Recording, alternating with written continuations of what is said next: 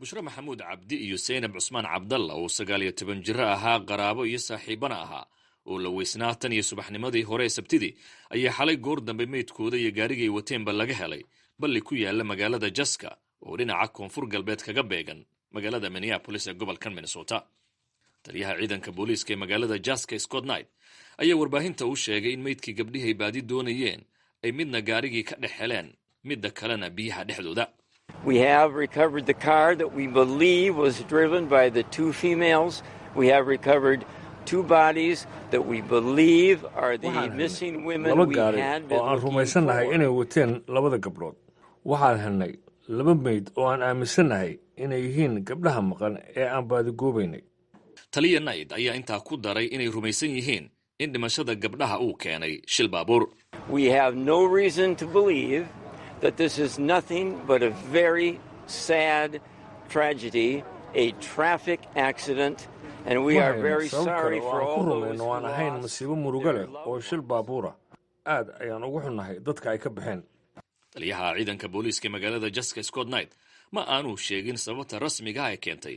Waxa uu ku tilmaamay shilka baabuur ee labada gabdhood ay ku nafwaayeen, balse waxa uu carabka ku dhuftay inuu socdo baaritaan lagu ogaanayo waxa keenay shilkan.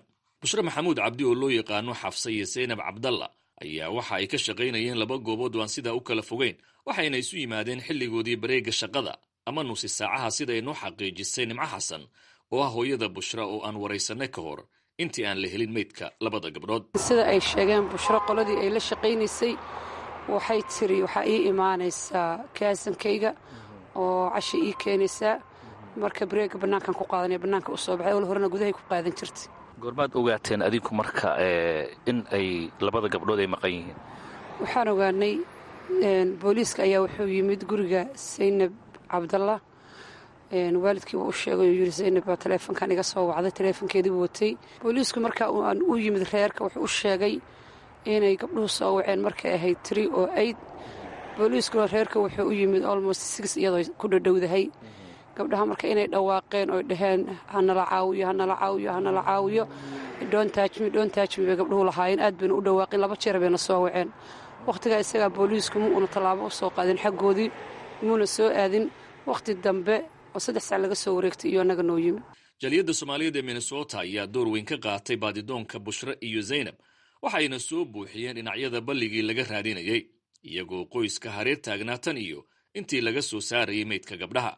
sidoo kalena qaar ka mid ah bulshada Mareykanka ee degan nawaaxiga goobta shilku ka dhacay ayaa dhankooda dadkii dhaxanta taagnaa u qaybinayay cabitaano kulul si ay ugu gegsadaan dhaxantii darneed ee xalay. waxaana dadkaasi ka mid ahayd Bridge Hanson oo ah hooyo leh 2 carruura. The reason I came out here is because I wanted to just encourage everyone and let them know that they're not alone and that as a mom my heart weeps with you. sababta aan halkaan u imid waxay tahay inaan dhiirrigeliyo qof walba. waxaan rabaa inay ogaadaan inaanay keligood ahayn. hooyo ahaan ayaa qalbigaygu idinla ooyaya. waxaan haystaa gabar 18 jira iyo wiil 20 jira. waxaan ogahay inaan rabo in dadka kale aan gacan ka helo wakhtiga shilkan baabuur ee noocan oo kale uu dhaco. shilkan ay ku nafwaayeen labada gabdhood ayaa ku soo beegmaya xilli ay dalkan Mareykanka ku soo badanayaan nacaybka ka dhanka ah muslimiinta. qoyska iyo jaaliyadda ayaana si foojigan uga dhursugaya waxaa ka soo baxa baaritaanka ciidamada amnigu ay ku hayaan sababtii keentay in gaariga gabdhuhu ay wateen uu balliga kula dhaco.